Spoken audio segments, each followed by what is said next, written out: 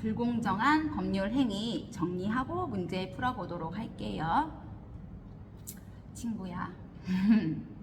불공정한 법률 행위 제104조 당사자의 궁박, 경솔 또는 무경험으로 인해서 현저하게 공정을 잃은 법률 행위는 무효로 한다. 제104조 요건은 객관적 요건이랑 주관적 요건이 있는데 객관적 요건 1번 급부와 반대급부 사이에 현저하게 불균형이 있을 때 법률 행위를 기준으로 판단을 하면 되고 이후의 사정은 고려하지 않는다. 또 구체적 개별적 사안에서 일반인의 사회 통념에 따라 결정하면 된다. 불공정성을 판단할 때 피해 당사자의 궁박, 경솔, 무경험의 정도도 함께 고려되어야 한다. 또 피해자의 궁박이나 경솔 또는 무경험 셋 중에 한 개만 해도 된다. 궁박은 경제적인 것에 한하지 않고 정신적, 심리적 궁박도 포함이 되고 무경험은 어느 특정 영역에 있어서 경험 부족이 아니라 일반 거래 일반에 대한 경험 부족을 말하는 거고 그다음에 대리인에 의해서 법률 행위가 행해진 경우에는 경솔, 무경험은 그 대리인을 기준으로 판단하지만 궁박 여부는 본인의 입장에서 판단하면 된대. 주관적인 요건은 폭리자에게 사정을 알면서 이를 이용하려는 의사, 즉 폭리 행위의 악의가 있어야 하는 거고 그 다음에 불공정한 법률 행위의 효과는 절대적 무효가 있는데 이거는 선의의 제3자에 대해서도 무효를 주장할 수 있으니까 제3자는 선이라도 소유권을 취득할 수가 없다. 두 번째, 불공정한 법률 행위로서 무효인 경우에는 추인에 의하여 그 무효인 법률 행위가 유효로 될 수 없다. 그리고 매매 대금의 과다로 말미암아 매매 계약이 민법 제104조가 정하는 불공정한 법률 행위로서 무효가 된 경우라도 무효 행위의 전환에 관한 민법 제138조가 적용될 수가 있다. 그리고 무효를 주장하는 궁박자가 요건을 일일이 입증해야 한다. 따라서 급부와 반대급부가 현저한 불균형이 있다 하여 궁박, 경솔 또는 무경험이 추정되지는 않는다.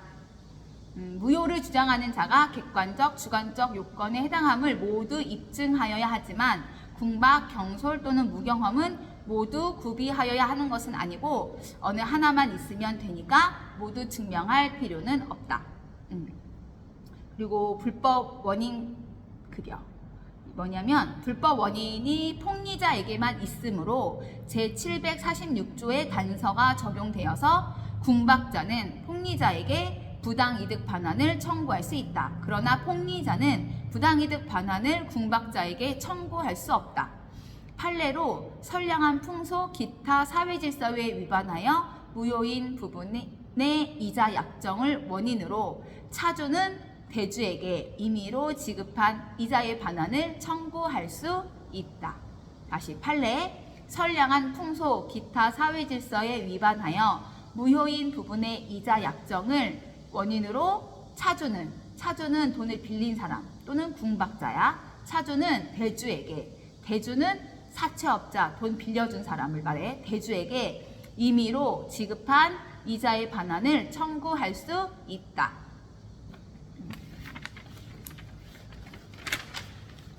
적용 범위 경매는 법률 규정에 따라 법률 효과가 발생하는 경매는 불공정한 법률 행위가 성립할 여지가 없으므로 적용되지 않고 증여, 무상 행위에서는 불공정성의 문제가 발생할 여지가 없으니까 적용되지 않고 단독 행위, 채권 포기는 구속된 남편을 구하기 위해서 궁박한 상태에서 채권을 포기하는 행위, 단독 행위는 불공정한 법률 행위로 무효이다. 채권 포기 각서 사건 있고 또 관련 판례는 부대소 합의랑 어촌계 총회 결의가 있어. 부대소 합의는 계약이 제104조에서 정하는 불공정한 법률 행위에 해당하여 무효라고 한다면 그 계약으로 인하여 불이익을 입는 당사자로 하여금 위와 같은 불공정성을 소송 등 사법적 구제 수단을 통하여 주장하지 못하도록 하는 부재소 합의 역시 무효이다. 대판 2011 4월 28일이고 어촌계 총회의 결의는 뭐냐면 어업권의 소멸로 인한 손실 보상금의 분배에 관한 어촌계 총회의 결의 내용이 현저하게 불공정한 경우 그 결의의 효력은 무효이다. 대판 2003년 6월 23일인데 아직 시험이 안 나왔대. 어촌계 총회의 결의를 다른 말로 하면 합의, 법률행위라고 볼 수 있으니까 잘 기억하면 좋을 것 같아. 그러면 불공정한 법률행위는 작년 시험에 안 나왔으니까 올해 시험에 나올 수도 있대. 그러니까 잘 기억해. 문제 풀어볼게. 불공정한 법률행위에 관한 설명으로 틀린 것은 무효인 불공정한 법률행위는 절대적 무효이므로 무효행위의 전환이 인정될 수 없다. B. 틀렸지.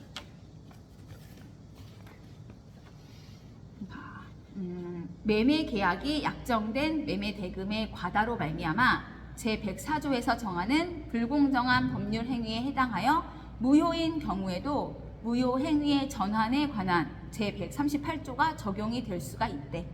그러니까 무효인 불공정한 법률 행위는 절대적 무효이므로 무효 행위의 전환이 인정될 수 없는 게 아니라 인정될 수 있대. 다시 불공정한 법률 행위에 해당하여 무효인 경우에도 무효 행위의 전환에 관한 138조가 적용될 수 있다. 적용될 수 없다 아니고 적용될 수 있다. 진짜 비슷하지. 무효인 불공정한 법률 행위는 절대적 무효이므로 무효 행위의 전환이 인정될 수 없다가 아니라 인정될 수 있다.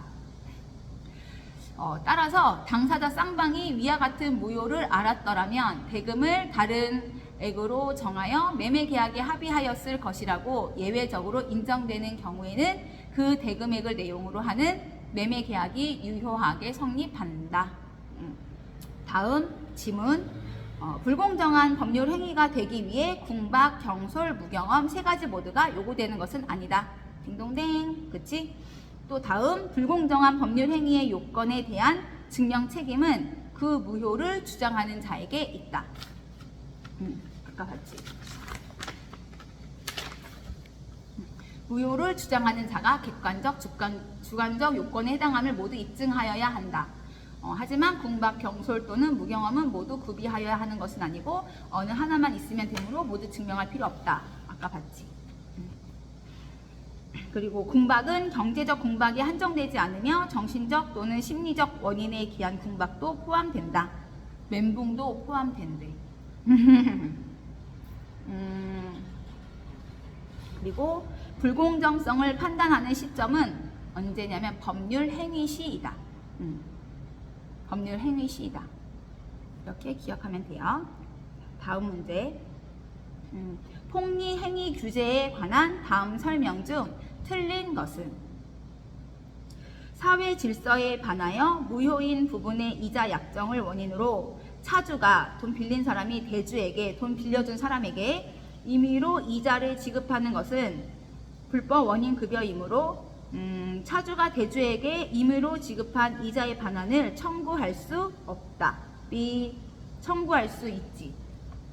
선량한 풍속, 기타 사회 질서에 위반하여 무효인 부분의 이자 약정을 원인으로 차주가 대주에게 임의로 이자를 지급하는 것은 통상 불법의 원인으로 인한 재산 급여라고 볼 수 있을 것이나 불법 원인 급여에 있어서도 그 불법 원인이 수익자에게만 있는 경우이거나 수익자의 불법성이 급여자의 그것보다 현저히 커서 급여자의 반환 청구를 허용하지 않는 것이 오히려 공평과 신의 측에 반하게 되는 경우에는 급여자의 반환 청구가 허용되므로 대주가 사회통념상 허용되는 한도를 초과하는 이율의 이자를 약정하여 지급받는 것은 그의 우월한 지위를 이용하여 부당한 이득을 얻고 차주에게는 과도한 반대급부 또는 기타의 부당한 부담을 지우는 것으로서 그 불법의 원인이 수익자인 대주에게만 돈 빌려준 사람 대주에게만 있거나 또는 적어도 대주의 불법성이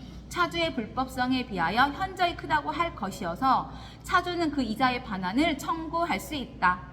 대판 2007년 2월 15일. 다음 불공정한 법률 행위로서 무효인 경우에는 추인에 의하여 유효로 될 수 없다. 딩동댕 추인할 수 없지.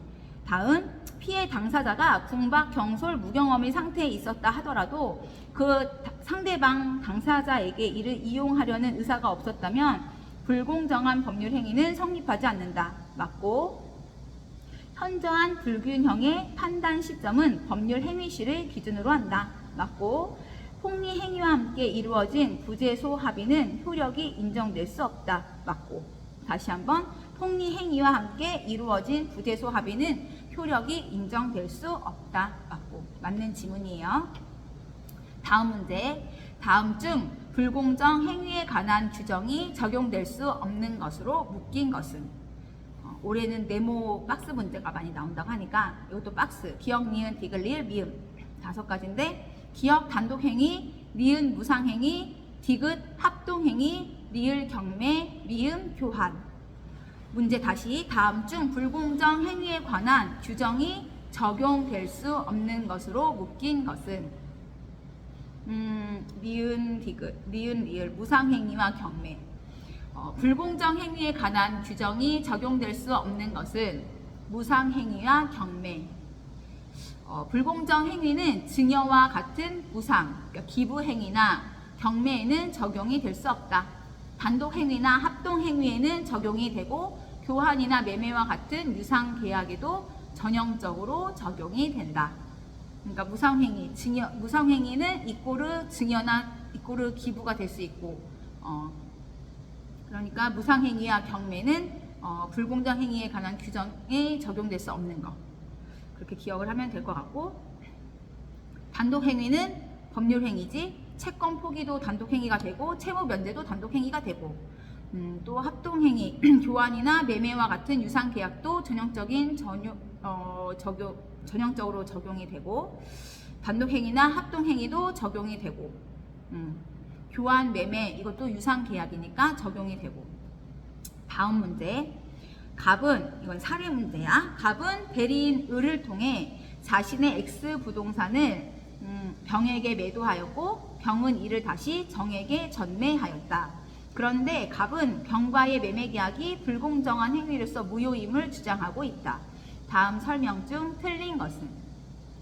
갑과 병 사이의 매매 계약이 불공정한 법률 행위로서 무효가 되더라도 갑은 선의의 정에게 대항할 수 없다. B. 대항할 수 있다. 제104조 불공정한 법률 행위는 제103조의 예시적 규정이므로 그 성질은 제103조와 같다. 따라서 불공정 행위에 해당하면 절대적 무효가 되어 제3자가 선의라 하더라도 권리를 취득할 수 없으며 이를 추인하여 새로운 법률 행위로 하는 것도 허용될 수 없다. 다음, 불공정한 법률 행위인지의 여부를 판단하는 기준 시기는 을이 병과 매매 계약을 체결할 당시이다. 딩동댕. 그 다음에 병에게 궁박, 경솔 또는 무경험을 이용하고자 하는 의사가 없다면 불공정한 법률 행위는 성립하지 않는다. 딩동댕. 경솔, 무경험은 을을 기준으로 궁박 상태에 있었는지 여부는 갑을 기준으로 판단한다. 딩동댕. 불공정한 법률 행위로서 무효인 경우에는 그 후 갑이 추인하더라도 매매 계약은 유효로 될 수 없다. 딩동댕. 그래서 불공정한 법률 행위는 여기까지 꼭 나오면 맞추도록 합시다. 화이팅!